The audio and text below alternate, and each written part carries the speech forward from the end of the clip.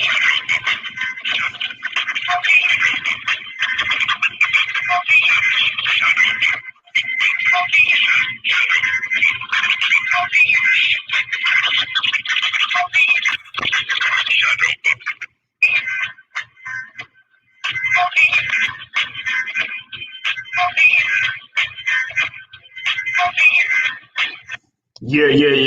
What's up? What is good, everybody? This is a special episode of the Boxing Source Radio Show here with the host, James Bell, the leader of the Boxing Source on social media. You can follow us on Instagram at the Boxing Source. You can also follow the page on Facebook, Boxing Source. We also are on Twitter at Boxing Source 2, and we have the YouTube channel. Number to dial in is 347-237-5539. That is 347-237-5539. And right now, should be on the line with us is a young man from the Baltimore area, coming in with a record of 18 wins, no losses, and 11 of those wins by knockout, campaigning in the super lightweight division. This is Mr. Malik Iceman Hawkins. What's going on? What's going on, big dog? Oh, I'm doing good, man. Doing good. Just checking in with you to get what's going on. I know that you have a pretty much a big announcement coming up here, so I wanted you to get right to it here first. Well, I fight October 10th, in Connecticut. I'm not really sure where at in Connecticut, but I'm co-feature on the Showtime card. I fight against Sabril. I don't really know his last name. Yeah. But it's a real big fight, though. Yeah, yes, it is. So I'll add in the specifics there. So you have Mr. Malik Hawkins. He will be fighting on October 10th at the Mohegan Sun Casino in Uncasville, Connecticut, against Sabril Matias, and it's going to be a very important fight there for Malik Hawkins to get himself up in the ranks in the super lightweight division right there. I know that you had a fight over in the Atlanta area in December 28th.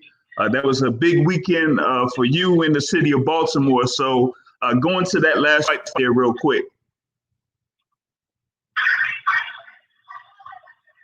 Say it again. You can't go into it. Yeah, going to the details of your last fight there. That was in Atlanta.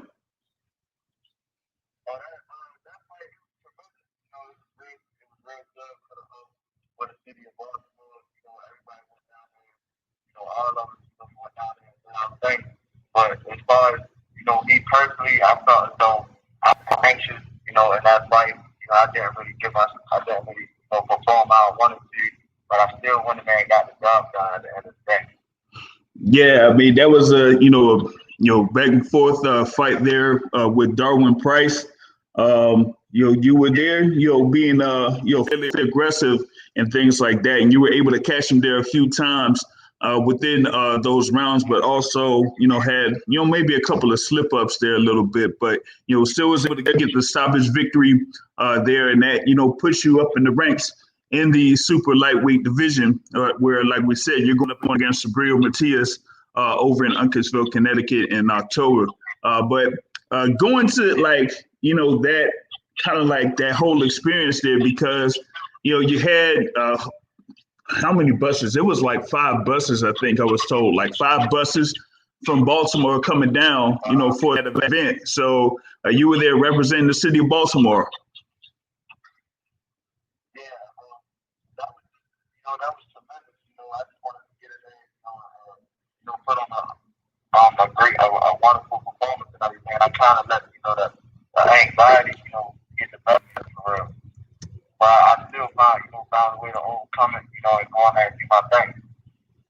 Yep, true that. Now, seeing here as you're, I would say, like a rarity in a super lightweight division currently, with a height of 6 feet at 140 pounds. So it's kind of like have a tall person to deal with there at the 140 pound division. So you have those length and reach advantages against your opponents.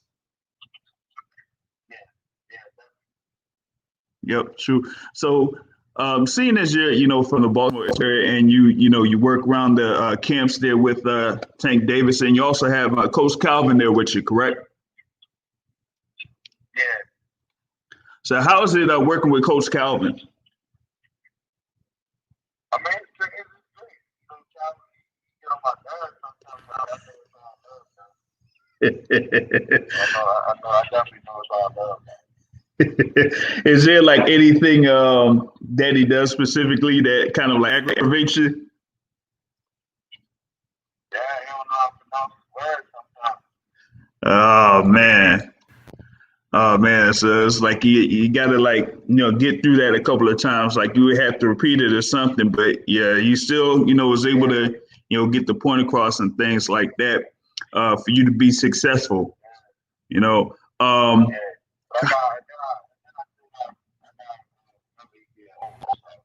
Right.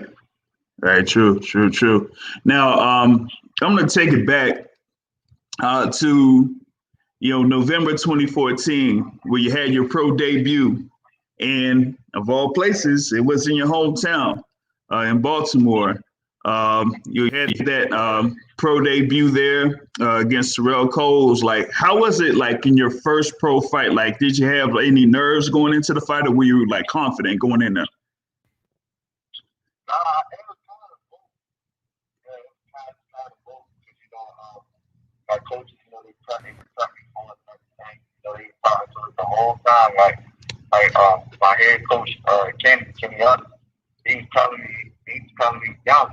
He's like, you got 1,000 days and everything like that till you turn professional and everything like that. Counting down the days to your debut. And he was telling me this that I was about 15 at the time. And so, they already had, prepped me and everything. So I was ready.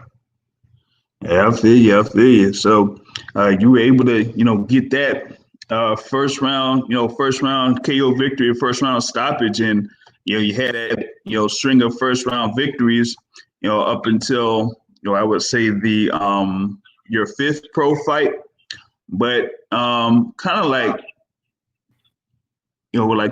go through the string of victories that you've had over the course of the past few years.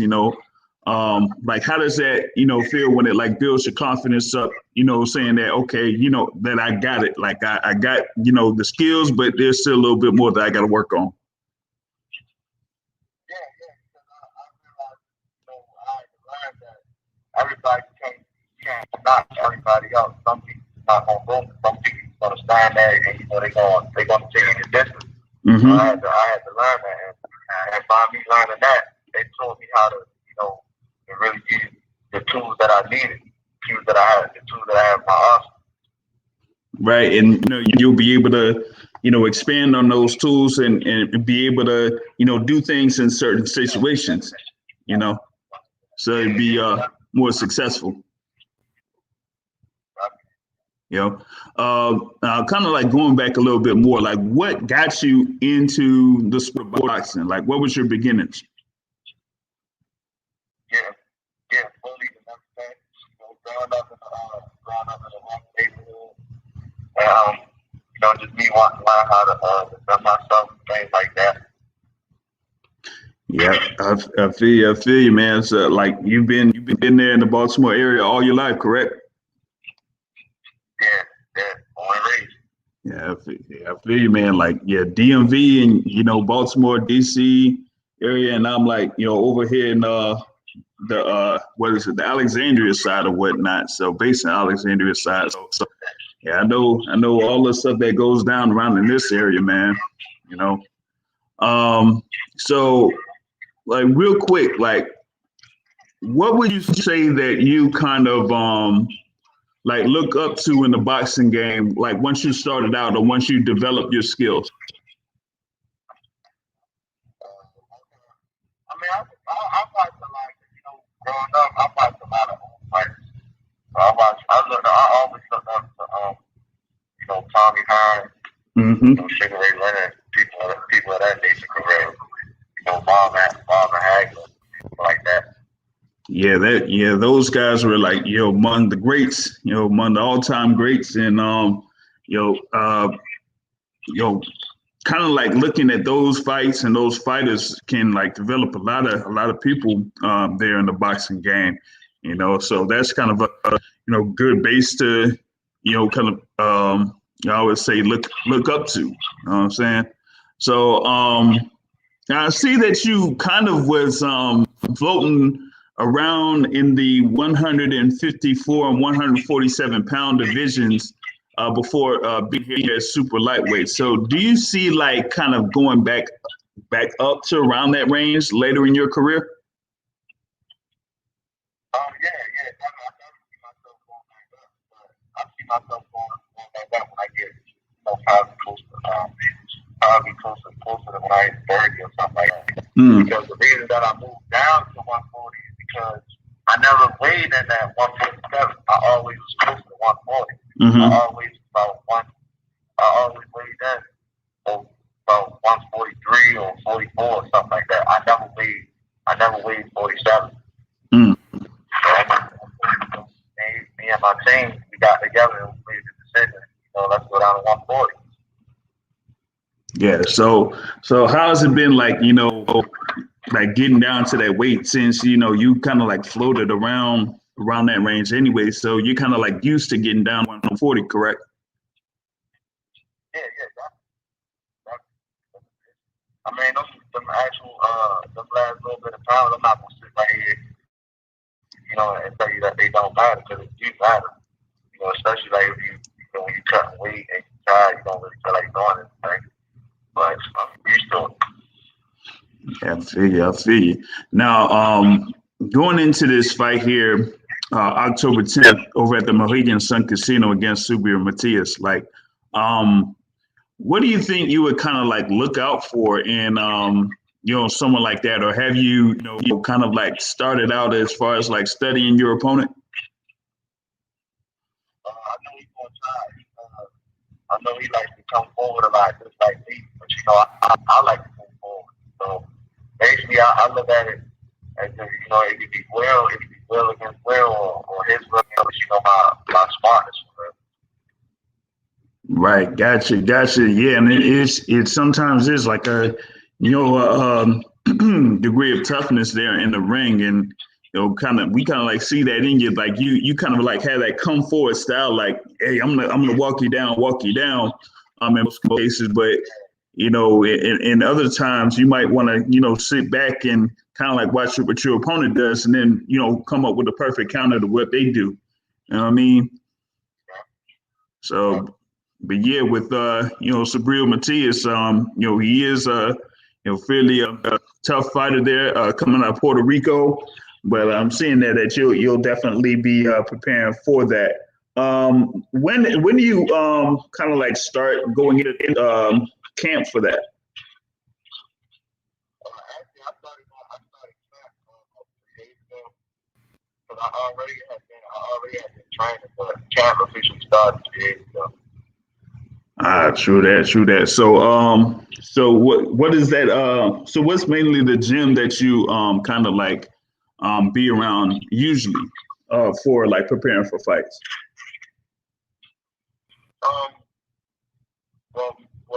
One of the gyms that I go to is my teammate Devon Nicholson. I go to his gym, and then we have another gym that we go to in Frederick, Maryland. It's called Turner's Boxing.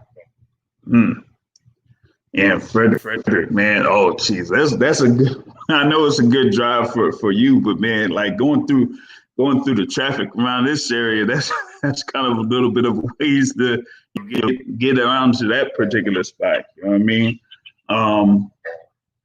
But like, how is it like preparing in those type of gyms? Is it like super hot and super grimy like some gyms are, or is it like a little bit more of a controlled environment?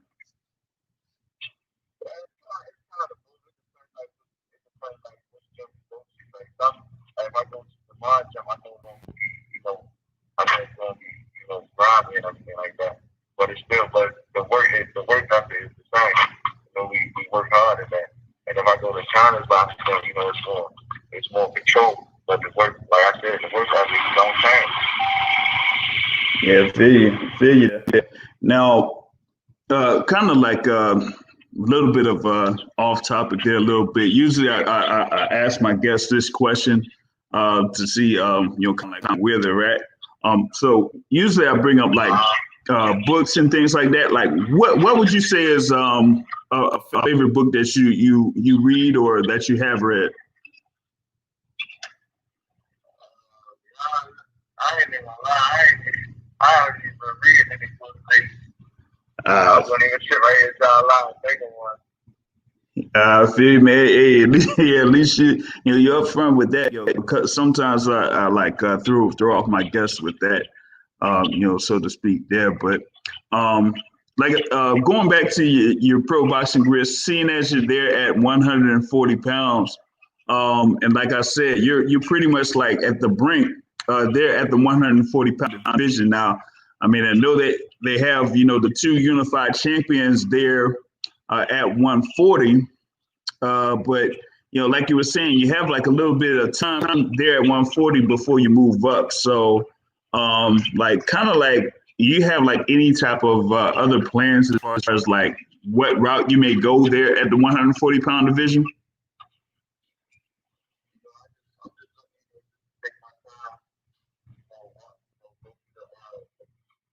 About taking a fight that I need, about take the right fight, world champion, like we hear about world champion. Yep. Yeah, I feel you there. Now, going back to, you being there in the, in the Baltimore area, like I said, you have Tank Davis there. I mean, you have you there and, a few others. So, like, what does it mean to, like, be part of that boxing family there in Baltimore?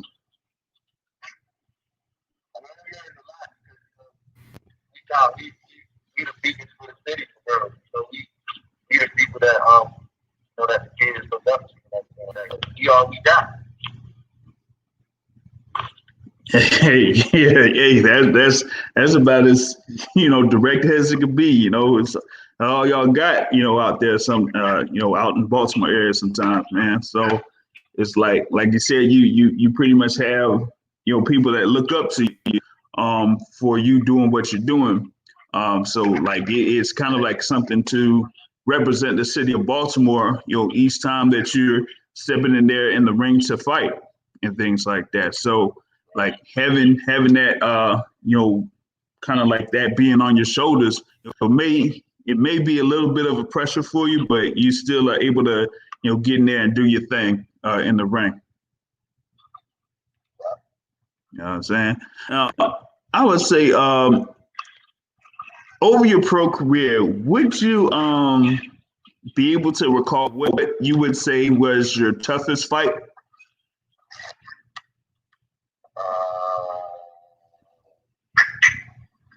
I want to say when I fought against Ernest Serrano.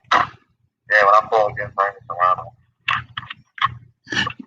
Yeah, that was a couple years ago over in Philly, and that was like there for was it the NABA title there at welterweight.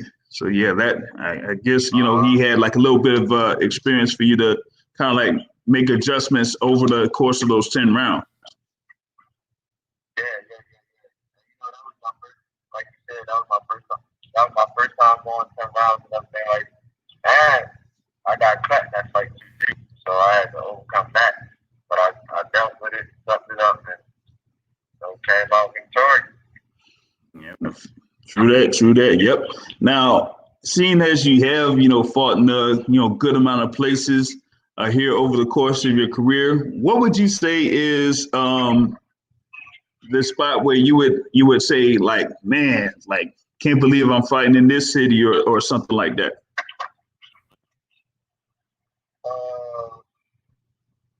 So basically, the question you asked, like, which place would I fight out? No, I'm saying like over the course of your pro career, you fought at different cities, but which city would you say was one that you kind of like look forward to going to? My first pro fight,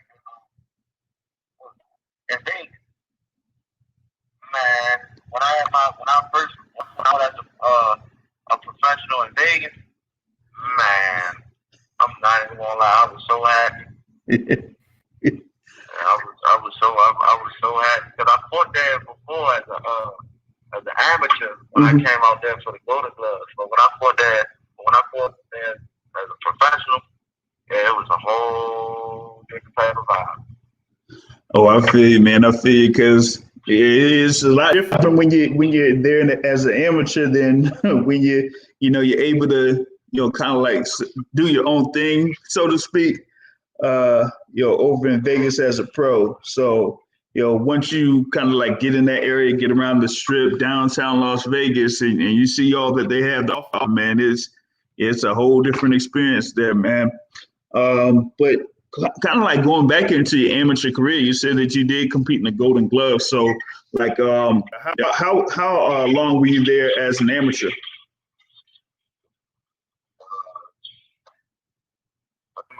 My record was like one.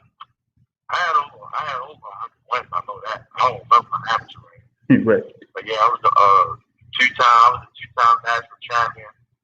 I was a junior Olympic bronze medalist. I've tried more than every tournament.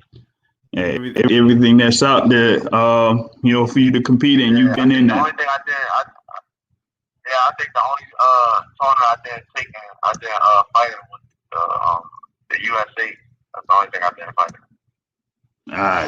in. Gotcha. Like, yeah, but after you were done with that, then you like I said, you started your pro career, and it's been going gravy ever since.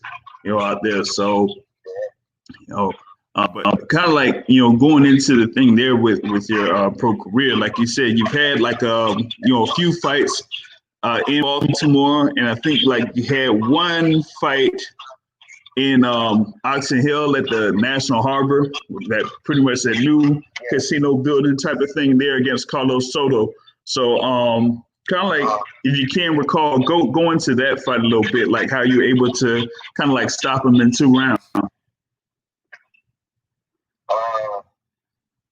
Well, actually, the punches that we took that I was hitting, because I think it was the uppercut in the right hand. We was just back there working on that combination, like prior to that fight. Like literally in the dressing room, we was like, we want you to know this is that combination, the uppercut, and throw the right hand right behind. And the first round, his eyes swelled up, like it was closed. But when he came out the second round, it was back to normal, and I was a little nervous, like I got a little scared. I ain't got a little scared because I thought they did something to him. I'm like, what they switched my fight out or something like that. Oh man. Yeah. I'm so serious. I'm definitely a little scared. Oh man. But you were still able to, get him out of there, pretty quickly, and that is like part of your 11 knockouts that you have there. So I mean, you kind of like working, like you said, on those type of combos, like that uppercut in the right hand, like you set them up with the uppercut and then finish off with the right hand there. So you're able to like kind of do that, in most of these fights. And like I said, in the last fight you had against Darwin Price, you were there in a good little fight, but you were able to tough it out and then get the eventual stoppage victory there. You know what I mean? So let me see if I could add someone in here on the line. So I'm going to see if they could check in from the 646 area code. I think this is the president of the Deontay Wilder fan club. Am I not mistaken?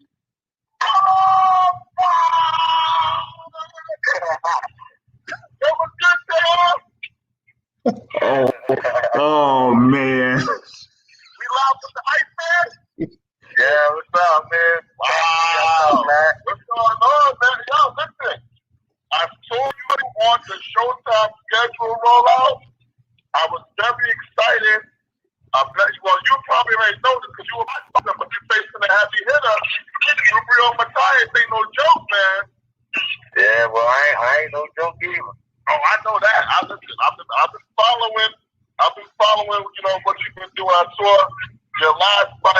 against Darwin Price, two undefeated young guys doing their thing. You came out on top, you know. What are you looking towards in the future? I know you're close to a title shot. Do you have anybody specifically that you're targeting? Anybody that's step in front of me. That's all I'm saying. Anybody that step in front of me, you know, they got to deal with it. And, you know, but right now, you know, we just taking our time, you know, taking the right fight. You know, next thing you know, we world champions. That's a fact, man. But how have you been preparing for this fight with Matthias during, you know, the whole pandemic? Man, we've been going. I still ain't nothing changed. The only thing that's changed, we just wearing a mask. Yeah, that's the only thing that changed. We just wearing a mask. You know, my coach is wearing rubber gloves and everything, but ain't nothing really changed. Still going through hell of a training camp. Wow. That's all I got for right now, JR. I apologize for calling it so late. You know, I was just listening in. You guys, you know, these young guys, man, they fight everybody right now. Yeah. This is good to see, man. Yeah, man. Yeah, they ready for all the smoke right there. And I know that Iceman is definitely ready for all that smoke at 140 pounds, man. You know? Yeah. Yeah, man. I feel you on that. Young guys were protecting their own. But you see, that's not happening no more, man. These young guys, they want all the smoke. Yeah. Yep. You know, I mean, my thing is like, yo, he's trying to, you know, he's out there to fight the best of the best. So if y'all got him up there, man, line him up and he'll take him on.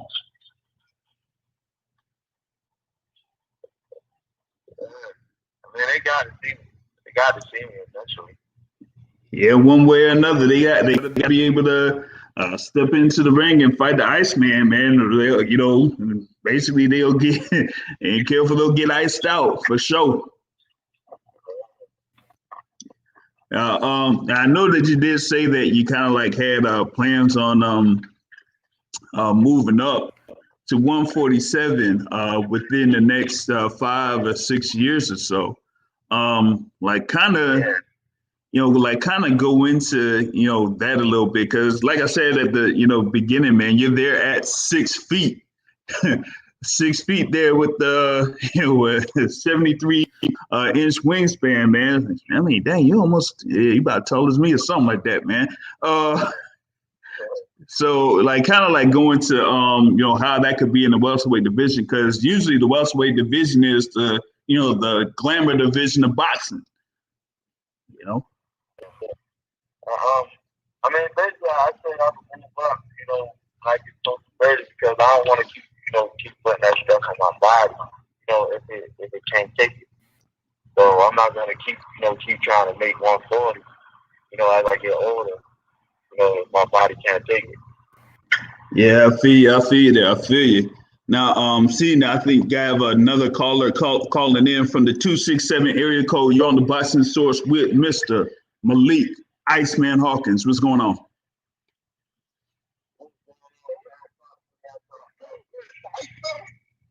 Yeah. All right, my first question, and I know y'all was probably touching on it, but how do you make 140? You're the biggest 140 I've ever seen in my life. I mean, you gotta eat right, man. You gotta know how to take care of your body. Don't cheat and don't bullshit when you're in training camp.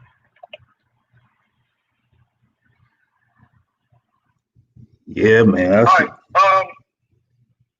What's the? All right, you just signed with his right? Yeah, I signed with him. I signed with him last year. Yeah.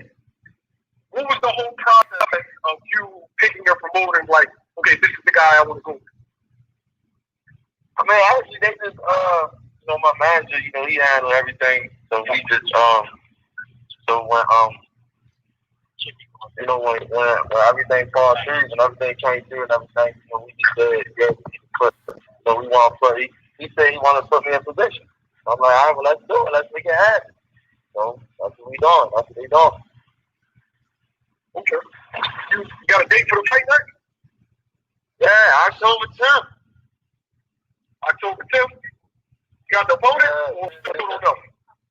Yeah. What's his name against Sabril? Sabril Matthias, man. Yeah. Come on, man. Yeah, man, come on, man. I didn't see the full card. Yo, don't listen to me. No, I didn't see the whole card. Yo, that's a good fight, man. I got to watch that. Honestly, I was surprised. Not because we think either one of them, played to fight each other, but this is such a good fight so early, in career. It's like, yo, he's trying to get right through it. Yeah. Man, why not? I'm trying to be great. There you go. That's it right there. Hey, you can't be great finding guys that are average.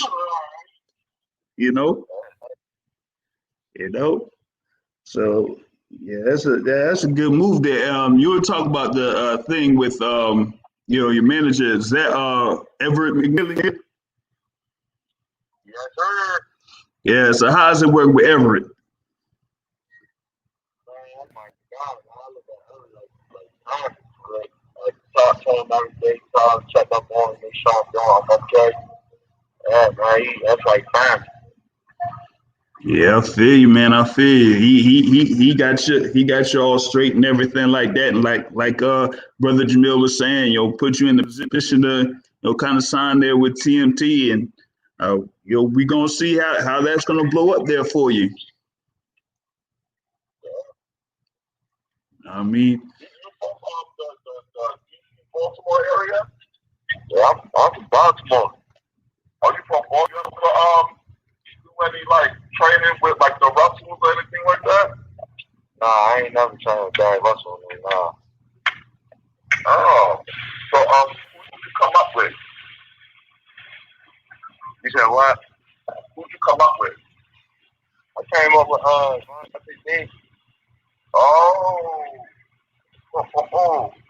You got that coming up too. What were your thoughts on this whole thing with Ivan Redcott, the whole oh man. Hey, I gotta ask, man. We can I don't know. I ain't got look. I'm be honest. I would say just like I told everybody else that asked you that question, like what I think about it. I ain't got nothing to do with me.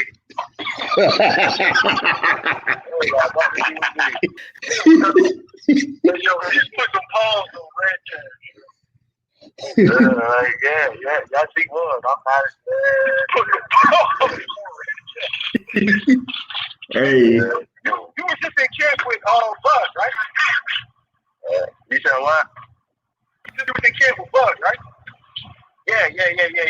Definitely was. I definitely was. How was that experience? Oh, that was a hell of an experience. Yeah, that was a hell of an experience. He taught me a bunch of little tricks that I could use in the ring. And he started out funny as hell too. But yeah, I like that experience. Just being down there with him and other world champions that went down there with Jamel Hearn. Yep. And Maurice Hooker, Robert Grant. It was a lot of world class fighters down there. Oh, so you over there in B&B with all them folks, man. Yeah. It was a hell of an experience. Did you spar everybody that was there? All the people that you did? Nah, the ones that I sparred, I sparred Terrence Crawford, and I sparred Maurice Hooker. Now, you're a top prospect. Is there a big difference, like a big gap in between the fighters that you're facing now and the top level sparring that you got? Yeah, it's a big difference. But you got to realize, I come up under, I've been in camp. Once again, I've been in camp with with Clarence Crawford. I've been in camp with Devontae Davis. Actually, me and Tank came up together. Like when I say came up together, I'm talking like outside of boxing. We up together. Like so, by us being together, we animals. We animals in the house.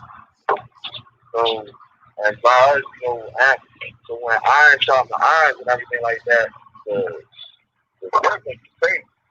And I'm planning on showing it. Okay. Yo, you from the west side? Well, right there, West Baltimore. Okay. Yo, what's it like training under the real Cuddy, yo? I always want that. Oh, Calvin. Oh, Calvin, yeah. Yeah, that's my guy, man. That's my guy. I like Calvin, man. I love Calvin. Calvin just get on my nerves sometimes. Spoken like you're a fighter. Yep. I mean, everybody coach. I'm pretty sure they coach won't get on their nerves sometimes, but it's love. Not because I think Calvin, my whole career, since I was basically since I was a baby and everything. So they gonna start getting nerves. But they got they gotta be that father type energy. Yep. Because they want the best for you. Yep. Yeah, that's true, man. As they, Has Calvin ever told you penitentiary somebody like he told? Yeah, I appreciate that. Yeah. Calvin originally used that for me. I was spawn somebody. I was spawn up in Philly. Yeah. Spawn in Philly. And I kept doing something. No, the dude was running, and I kept hitting him I kept hitting him in his side. But it looked like, if you look at it, it looked like I was stabbing. The funny thing is, I missed that sparring session, bro. I had to work. I was supposed to come to that.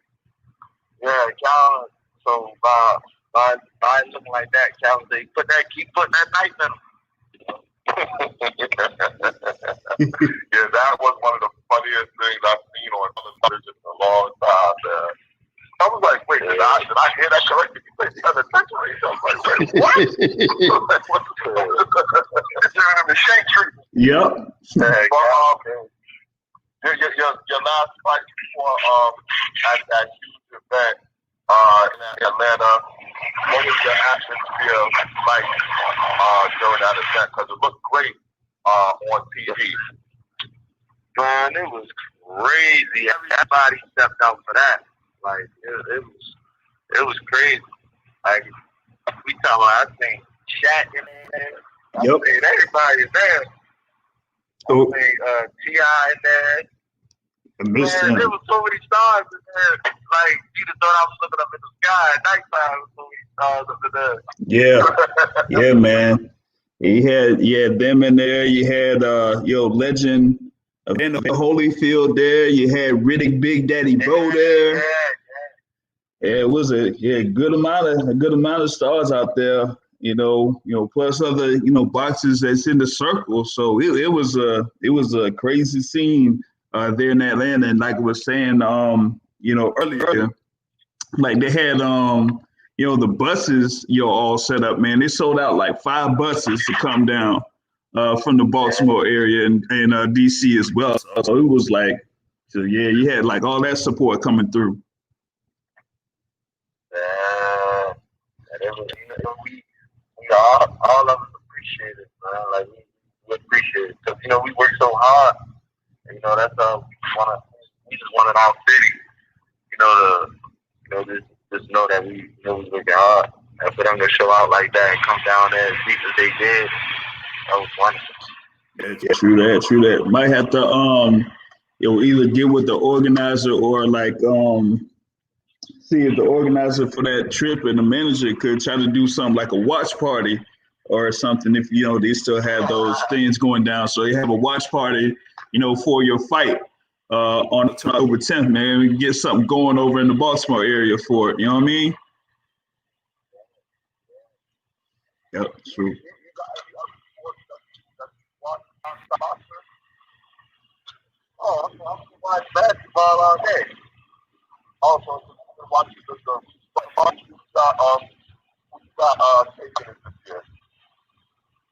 I like the Lakers this year. Oh wow! I like the Lakers. The Lakers go to Bronx. Okay, so the two. Okay. You ever play ball growing up? Yeah. Cause you kind of tall, and you got long legs. You could be like a point guard in the NBA probably. I'm gonna have to work on my hands for that.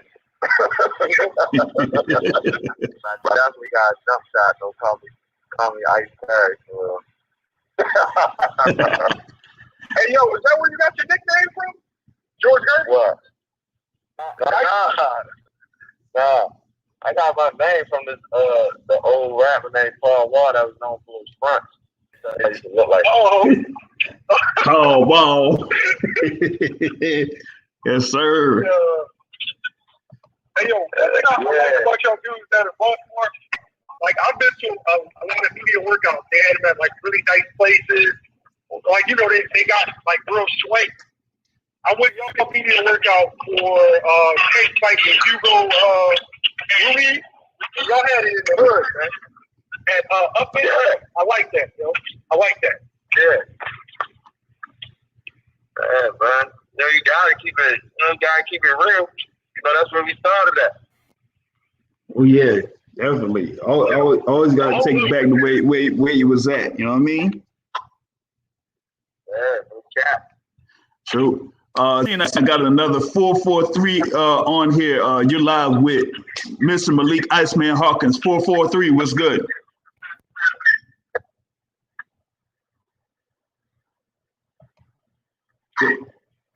Yo, 443, you on with us? Yeah. Let's see that, or it's 512 or something like that was on with us. But yeah. Yeah, I can. Okay, yep. So I was gonna Hey, what's up? Yo, what's up? Who calling in here? This is Aaron. What's going on, Aaron? Oh, Aaron, what's up, man? What's up? I just seen the post from real, so yeah. Hey, man, what's up, man? Yeah, we just chopping it up, man. And like you over in Baltimore too, there, man, right? Yeah, when the next fight is? It's October 10th. October 10th in Connecticut. Oh, man. I'm trying to say that. Yeah, man. He gonna be on that Showtime there against Subriel Matias on October 10th. Mohegan Sun Casino. Yeah, like I said, it'll be prime time on Showtime, man. And like I was saying, I think we might see if we could organize some type of watch party for Iceman when he goes in the ring there against Subriel Matias. So over the next few weeks or so, I might, make some phone calls to do something either in the Baltimore area or something like that, so that all his folks could go ahead and watch the fight.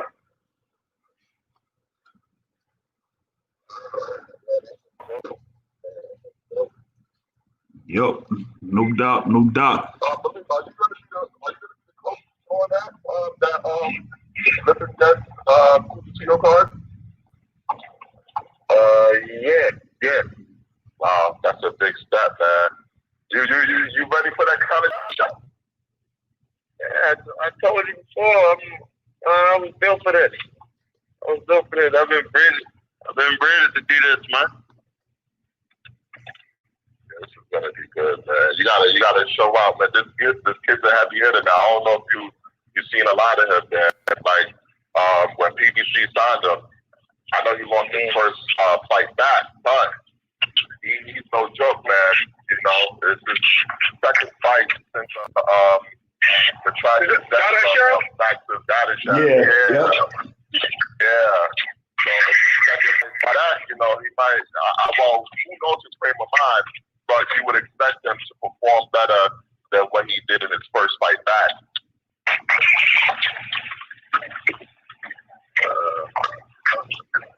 Yeah, because what has it been? It's been what about a couple?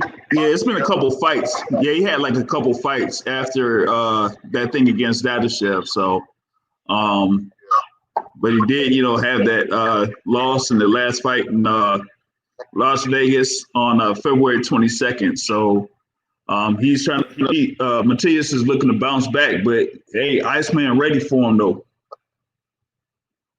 Yeah, I definitely am. Yeah, I can't wait for that one, man. Yeah, I'm sure that's a good fight. Yeah, that's what I was. Yo, when I saw that one, I was like, yo, young boys ain't playing, man. yeah, man. They are not holding back. Definitely not holding back with this one, man. So I know that brother Malik will be. Were you able to catch your stable base, Angelo Leo, last night with his first world title? What were your thoughts on that? Hey, I thought he did. I thought he looked good. He executed his game plan. He went in there, executed, came out of world champion. He accomplished his main entry. Even that from Mayweather Promotion to win a world title. Yeah, it's tough. Because it's looking like Matias is rated by the IBF. So who knows if you take that dub on him, he might pop up in the rankings. Yeah. Well, I'm not worried about that right now. So I still got a job to do when I get in there. So we worry about that later. True. Oh, I thought someone was. I thought someone else had a question there, but brother Malik, like I said, you out there. You've been in camp for like 3 days, so it's like you pretty much, like you said, you were kind of like preparing already. So I think that you're kind of like at around the weight that you want to be at this particular point right now. Seeing as it's like another 2 months away, for this fight. So you pretty much is already around that time for like regular camp to start off anyway. Yeah. Already in camp, so already looking. So, how do you stay focused, really, in a place like Baltimore? And I know there's all kinds of training. You gonna move to Aberdeen or Delaware? I'll probably move to like Orange Hills and everything like that. Baltimore, so it's like that's what I grew up here. I look at everything like it's just normal. I see, drugs and everything like that. People get killed. They don't work. I mean, it's just normal to me.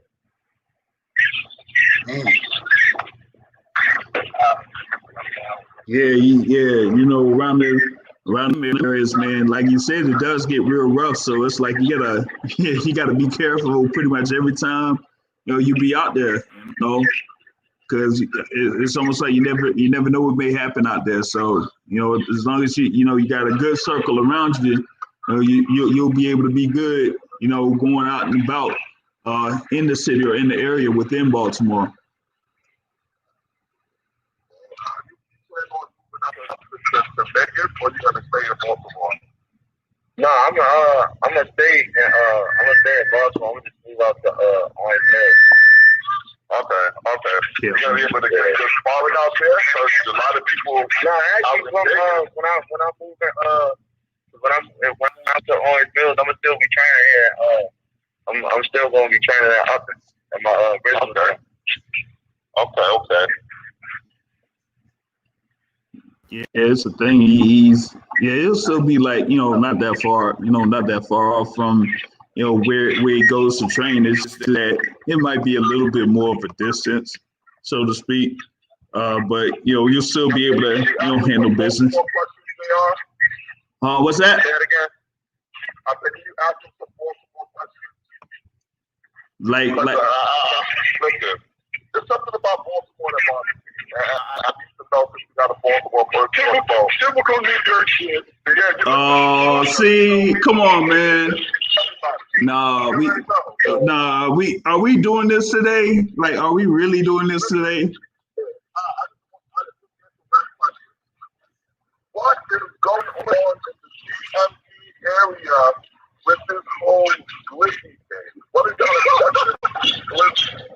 Like, what is that? What do you mean? What you say? Like, what? Yo, every day I'm hearing someone say, yo, the glizzy. I look at it, that's supposed to be a hot dog? What is that? When somebody say a glizzy, they talk about a gun. Yeah. Yeah, man. I think it's in Chicago or DC. A glizzy means a hot dog. Well, Yeah, Waco, glizzy's a Glock. it's a Glock, man. Glizzy a Glock, right? Hey, yo. But that glizzy, that's DC, yo. Okay, so it's not you. I can't blame y'all. Yeah, that ain't no. I mean, you got some people here that these days, but that's mainly in DC. Okay, all right. So I was playing the wrong week. I just figure the DMV, y'all all represent each other. So No, you can't do that, buddy. That ain't how it works around here. Can't really do that, man.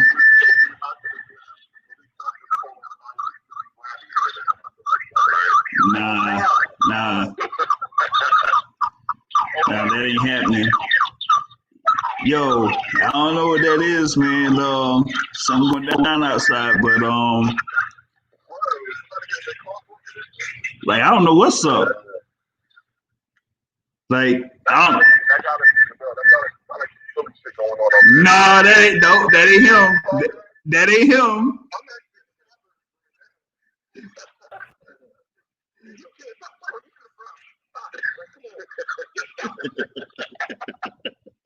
Yo, that ain't him, man. That ain't him. But yo, just I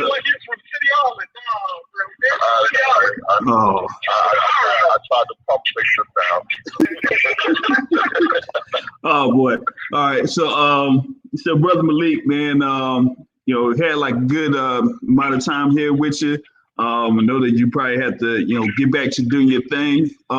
So is there like anything else you want the people to know here before we roll out? I don't watch boxing, none of that. So I wish people start telling me watch this and watch that. I don't watch boxing because I know about a bunch of fighters and everything like that, but I don't really watch boxing unless I need to watch some sports about it. So there you go. There's a tidbit for folks that didn't know about you. Like you don't really study like boxing like that. My social media is add me on Instagram at I am Freezer Time. They got me on Twitter at Malik Hawkins 20.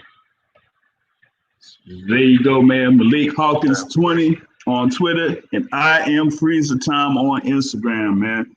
So there you go. From Baltimore, undefeated. They're at the super lightweight division. 18-0 with 11 knockouts, man. Mr. Malik Iceman Hawkins, man. Thank you very much for calling in. Thank you. All right, no doubt. So there it is. You had Malik Hawkins joining in. Very thankful for it. Be a part of this particular podcast. We're going to see if we have a part 2 later today. Thank everyone here for calling in.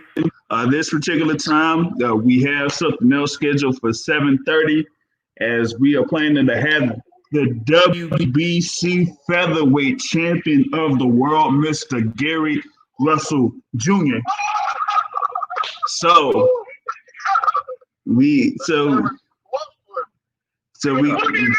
the boogeyman's gonna be in the building. Yeah. Yo, we don't. I'm feeling that later. Just so you know, I'm feeling that one for later. So we should have him joining in here for 7:30, man. I'm looking forward to that. So be sure to check back in here with us for that particular podcast. That's gonna be a real good one, I know for sure. So real one time. I have to deal with that one. That was good, bro. That was good. I'm still with that one, bro. Hey, I'm just letting people know I'm going in today. At 7:30, I'm going in because I don't like how my man is getting all this flack. If you're arguing with somebody face to face, you get stoned. It is what it is. Like, you're supposed to be ready. Yeah, for real. So it is what it is on that. This situation reminds me of another situation that occurred in boxing. I'm going to bring it up on the show because I think JR's going to get a kick out of this one.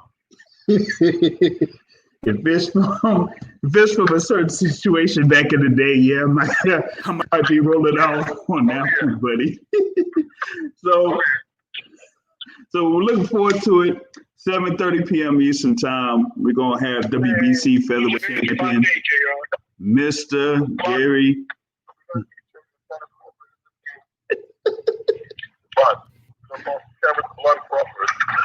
Oh man. Oh geez. But yeah, man, that's what we're gonna have. So be sure to check in 7:30, folks, man. Until then, I'll catch y'all later. Boxing Source, we out for now. Thank you for using Blog Talk Radio. Goodbye.